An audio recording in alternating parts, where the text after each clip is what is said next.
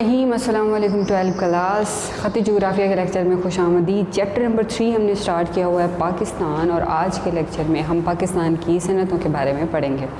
अब सनतें क्या होती हैं? सनतें होती हैं फैक्ट्रियाँ और कारखाने, ये कहलाती हैं सनतें। ठीक है, लेट्स स्टार्ट कि इसमें क्या है। अभी पाकिस्तान जो बेसिकली देखा जाए तो पाकिस्तान क्या है, एक ज़रूरी मुल्क है। मीन्स के पाकिस्तान में ज़राअत काश्त होती है ज़्यादा मकदार के अंदर, और पाकिस्तान की जितनी भी माशी तरक्की है उसका इन्हिसार ज़्यादातर ज़राअत के ऊपर ही है। लेकिन मुल्क की जो है खुशहाली के लिए सनतों का क़याम भी ज़रूरी है। ठीक है, तो अब पाकिस्तान में सनतें कायम करने की वजूहात कौन कौन सी थी? एक तो ख़ाम अशिया और मसनूआत, ये जो होती हैं ना हमारे पास ख़ाम अशिया जितनी भी वो वाली जिनकी वजह से हम मज़ीद कोई दूसरी चीज़ बनाते हैं। ठीक है, और मसनूआत यानी ज़ेर इस्तेमाल लाने वाली मसनूई चीज़ें। ठीक है, वो हम क्या करते हैं, ज़्यादा मकदार में हम उसको दरामद करते हैं। अब उन दरामदात के अंदर क्या चीज़ें शामिल हैं? कोयला, मादनी तेल, मशीनें और गाड़ियाँ और इसी तरह की चीज़ें। ये सारी चीज़ें सालाना जो है बहुत ज़्यादा मकदार में पाकिस्तान दूसरे मुल्कों से खामशिया भी लेता है, मसनूआत भी लेता है, और ये सारी चीज़ें पाकिस्तान को उनसे दूसरे ममालिक से ख़रीदनी पड़ती हैं। ठीक है, क्यों ख़रीदनी पड़ती हैं? इसी वजह से ख़रीदनी पड़ती हैं क्योंकि पाकिस्तान में इतनी ज़्यादा सनतें नहीं हैं। तो सनतें कायम करने की वजूहात जो हैं वो सामने आ गई हमारे, तो इसी वजह से सनतें जो हैं वो कायम करना ज़रूरी है। अब हमारे मुल्क में जो ख़ाम माल है वो अगर ज़्यादा हो जाए, ठीक है, ख़ाम माल में अगर इजाफ़ा हो जाए, हम किसी तरीके ख़ाम माल बना लें, तो क्या होगा कि दरामदात से बेनियाज़ी हो जाएगी। ठीक है, जो हम ये दरामदात लेते हैं, दूसरे मुल्क से चीज़ें लेते हैं, ख़ाम माल लेते हैं, वो क्या होगा, जब सनतें कायम हो जाएंगी तो वो हम लेना छोड़ देंगे और हमारी माशी तरक्की हमारे मुल्क में ही हो जाएगी। हमें किसी और मुल्क पर से पैसे दे के चीज़ ख़रीदने की ज़रूरत नहीं पड़ेगी। अच्छा, जब पाकिस्तान आज़ाद हुआ था तो उस वक्त बहुत सारे कारखाने और फैक्ट्रियाँ कायम की गई थी कराची के अंदर, लाहौर के अंदर और फैसलाबाद के अंदर।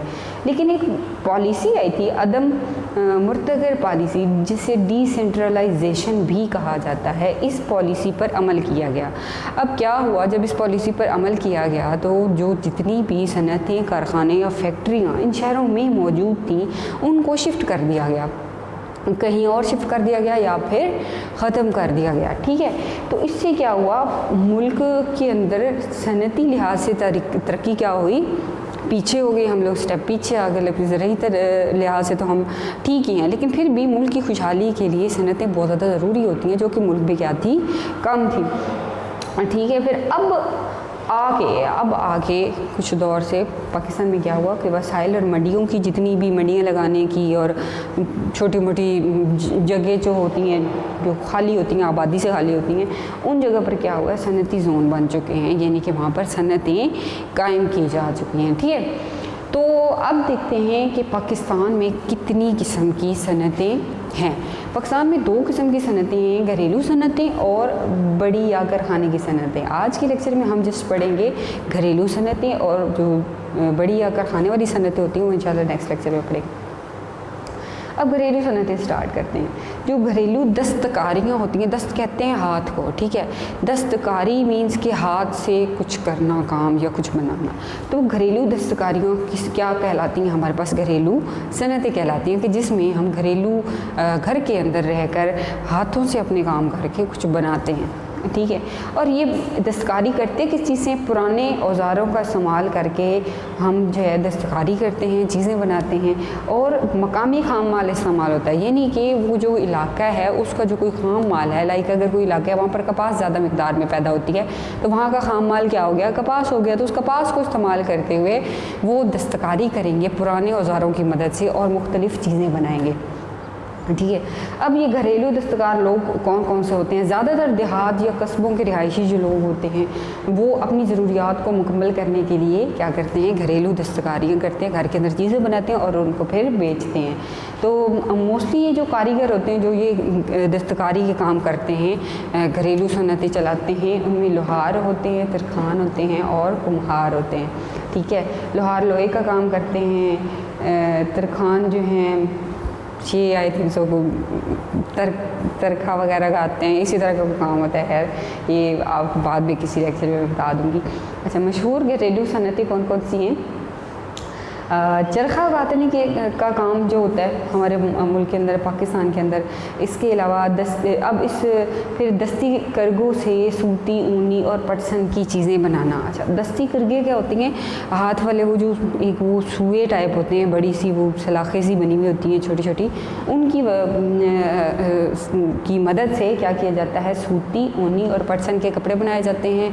और क्या किया जाता है कि और भी बहुत सारी चीज़ें लाइक खिलौने टाइप, मीन्स के कोई भालू वगैरह और इसी तरह की चीज़ें जो है वो बनाई जाती हैं।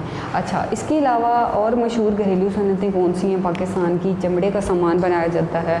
इसके अलावा धाती अशिया बनाई जाती हैं, मिट्टी के बर्तन और खेलों का सामान भी बनाया जाता है, और चाकू छुरियाँ भी बनाई जाती हैं। इसके अलावा जो मशहूर मज़ीद हमारे पाकिस्तान की घरेलू सनतें हैं उनमें क्या, केस, लुंगियाँ और खद्दर जो है ये भी बनाई जाती है पाकिस्तान की घरेलू सनतों में।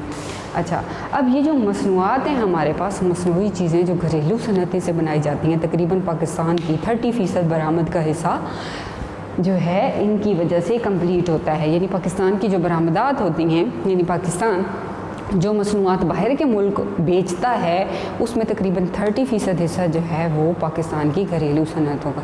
ठीक है, तो आज के लेक्चर में हमने क्या पढ़ा? सनतें पढ़ी पाकिस्तान की, सनतें होती क्या हैं और सनतें हमने कायम क्यों की, क्या वजह होती है कि सनतें कायम की गई, और पाकिस्तान की कितनी सनतों में डिवाइड किया गया? 2 सनतों में, घरेलू सनतें और कारखाने की सनतें। और इन घरेलू सनतों के अंदर क्या क्या होता है वो सारा कुछ आज के लेक्चर में हमने स्टडी किया है। होप सो आपको लेक्चर समझ में आ गया होगा। अपना ख्याल रखिएगा। अल्लाह हाफ़िज़।